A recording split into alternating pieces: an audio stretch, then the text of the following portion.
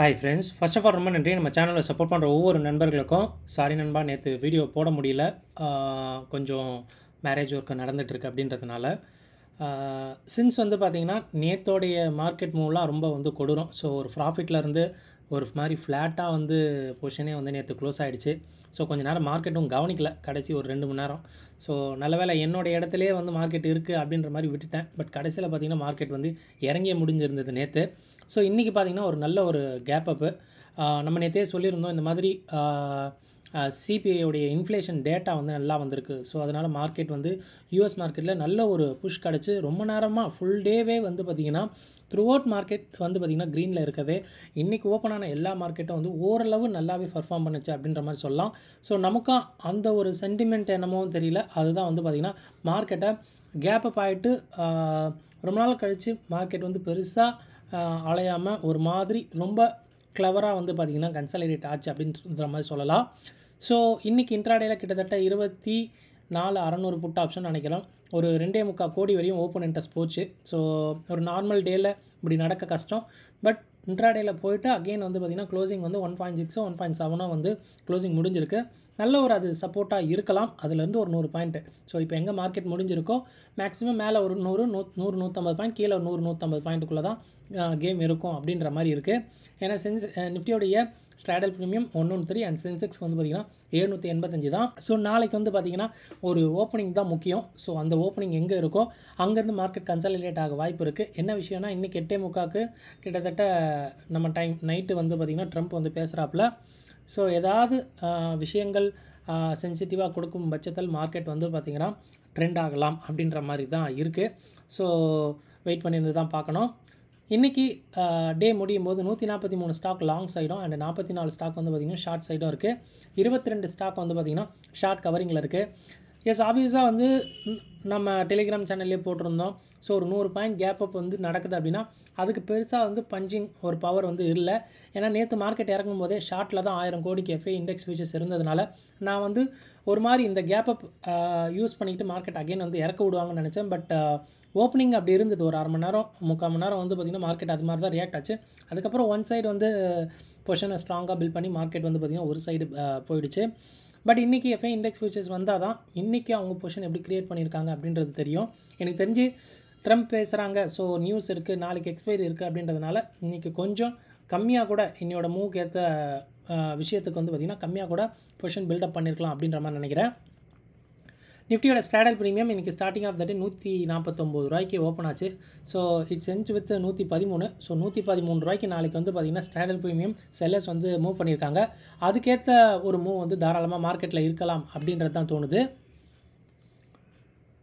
And option செயினில் நம்ம Nifty இது பார்க்கும்போது 24,650 மூவ் ஆகிடுச்சு அட் த மணி. ஸோ மேலே கீழே வந்து பார்த்திங்கன்னா 115 150 பாயிண்ட்டுக்குள்ளே கேம் இருக்கலாம். ஸோ ஸ்கியூ என்ன சொல்லுது அப்படின்னா நெக்ஸ்ட்டு 100 பாயிண்ட்லாம் நவுந்தாலே ஸ்கியூ வந்து பயப்படுற மாதிரி தான் பெருசாக தெரியுது. ஸோ இனிஷியலாக செல்லர்ஸ் வந்து பார்த்திங்கன்னா அதுக்குள்ளே கண்ட்ரோல் பண்ண பார்ப்பாங்க. நியூஸ் ஏதாவது வரும் பட்சத்தில் மார்க்கெட் வந்து ஈஸியாக வந்து நகரலாம். மொதல் 1/2 மணி நேரம் பாருங்கள், 2 சைடும் ஓப்பன் இன்ட்ரெஸ்ட் ஹெவியாக சேஞ்ச் இன் ஒய் ஆகுது அப்படின்னா மார்க்கெட்டை கன்சாலிடேட் பண்ணிடுவாங்க. ஸோ அப்படி தான் மார்க்கெட் இருக்கும் அப்படின்ற மாதிரி நான் பார்க்குறேன். சின்ஸ் வந்து மார்க்கெட் எனக்கு தெரிஞ்சு 500க்கும் 600க்கும் நடுவில் கூட இருந்தாலும் சொல்கிறதுக்கு இல்லை, பார்க்கலாம். அண்ட் எஸ்ஜிஎக்ஸ் நிஃப்டி இது வரைக்கும் ஒரு மாதிரி ஃப்ளாட்டாக தான் இருந்துக்கிட்டு இருக்குது. பெரிய ஒரு விஷயம் வந்து மார்க்கெட்டில் இல்லை. ஸோ இன்றைக்கி யூஎஸ் மார்க்கெட் முடியட்டும், நமக்கு ஒரு கிளியரான டேட்டா கிடைக்கும் எப்படி மார்க்கெட் வந்து போகும் அப்படின்ட்டு. ஸோ சென்சிட்டிவான எதாவது டேட்டா விடும்போது மார்க்கெட் அதுக்கு ரியாக்ட் பண்ணாலும் எந்த ஒரு ஆச்சரியமும் கிடையாது. அதையும் நம்ம வந்து ரெடியாக தான் இருக்கணும். இந்தியாவை பற்றி எதாவது வாயை திறந்தாலே கண்டிப்பாக மார்க்கெட் வந்து சென்சிட்டிவாக தான் இருக்கும் அப்படின்றது நினைக்கிறேன். எஃப்ஐஐ டிஏ ஆக்டிவிட்டி இது நேற்று டேட்டா ஆக்சுவலாக. ஸோ இன்னையோட டேட்டா ஒரு 7:30க்கு வரும். அதில் இங்கே எஃப்ஐ இண்டெக்ஸ் ஃபியூச்சர்ஸ் பாருங்கள். ஸோ இன்றைக்கி ஒரு 120 பாயிண்ட் நவுந்திருக்கு அப்படின்னா ஒரு 1100 1200 கோடியாவது இங்கே வந்திருக்கணும்.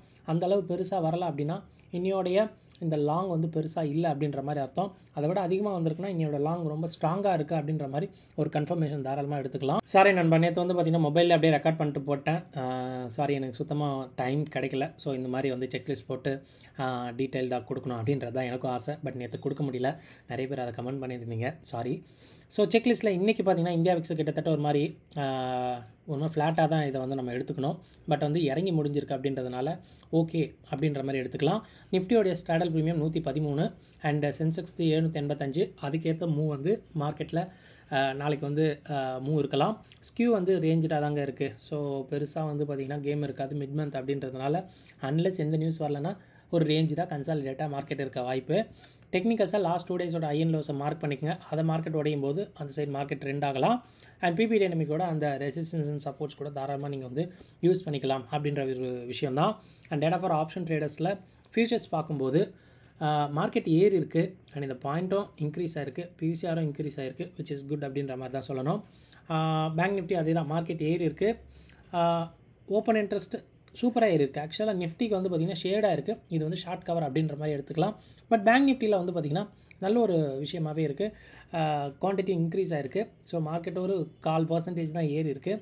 ஸோ இந்த பாயிண்ட்ஸும் இன்க்ரீஸ் ஆகிருக்கு. இந்த பிசிஆர் லேஸாக ஷேடாக இருக்குது. இதை எப்படி எடுத்துக்கலாம் அப்படின்னா ஒரு மாதிரி லாங்காக எடுத்துக்க முடியும் அப்படின்ற மாதிரி தான் தோணுது. பட் பிசிஆர் பார்க்கும்போது கொஞ்சம் வீக்காக இருக்குது அப்படின்ற மாதிரி எடுத்துக்கலாம். அண்ட் மிட் கேப் நிஃப்டி கிட்டத்தட்ட ஒரு 1.25% ஏறி இருக்குது. கான்ட்ராக்டும் ஓப்பன் இன்ட்ரெஸ்ட் வந்து பார்த்திங்கன்னா நல்லாவே ரொம்ப சூப்பராக இன்க்ரீஸ் ஆகிருக்கு. அண்ட் மிட் கேப் நிஃப்டியில் அந்த பாயிண்ட்டும் நல்லா இன்க்ரீஸ் ஆகிருக்கு. அண்ட் பிசிஆரும் நல்லாவே இம்ப்ரூவ் ஆகிருக்கு, விச் இஸ் குட். ப்ராடர் மார்க்கெட்டில் நிறைய ஸ்டாக் இன்றைக்கி லாங்கில் இருக்கிறதுக்கான காரணம் இந்த மிட் அண்ட் ஸ்மால் கேப் அப்படின்ற மாதிரி தான் சொல்லலாம். அண்ட் குளோபலாக பார்க்கும்போது யூஎஸ் ஃபியூச்சர்ஸ் வந்து பார்த்திங்கன்னா க்ரீனில் இருந்துக்கிட்டு இருக்குது. ஏதாவது நியூஸ் இருக்கா அப்படின்னு கேட்டிங்கன்னா ட்ரம்ப் இன்றைக்கி வந்து பேசுகிறது தான். ஒரு 8:45 நம்ம டைமுக்கு வந்து பேசுகிறாப்புல. ஸோ செக் பண்ணி பாருங்கள். கண்டிப்பாக வந்து ஏதாவது சென்சிட்டிவ் டேட்டா வரும்போது மார்க்கெட் வந்து ஒரு சைடு வந்து ஆடலாம் அப்படின்ற ஒரு எதிர்பார்ப்பு இருக்குது. அண்ட் லோவர் ஸ்டாண்டர்ட் ப்ரீமியம் இருக்குது அப்படின்றதுனால கன்சாலிடேஷனுக்கு வாய்ப்பு உண்டு. பட் அது வந்து ஓப்பனிங் தான் முக்கியம். ஸோ ஒரு கேப் அப்லாம் பெருசாக நடந்துருச்சுன்னா கன்சாலிடேஷன்லாம் மறந்துடணும், மார்க்கெட் ட்ரெண்ட் ஆக ஆரம்பிச்சிடும். இல்லை மார்க்கெட் இங்கேயே ஓப்பன் ஆகுது அப்படின்னா ஒரு மாதிரி அப்படியே அமுக்கி மார்க்கெட்டை வந்து பார்த்திங்கன்னா மேலே கீழே ஒரு 50-60 பாயிண்ட் நவுத்தி மட்டும் முடிச்சிடலாம் அப்படின்ற மாதிரி தான் தோணுது.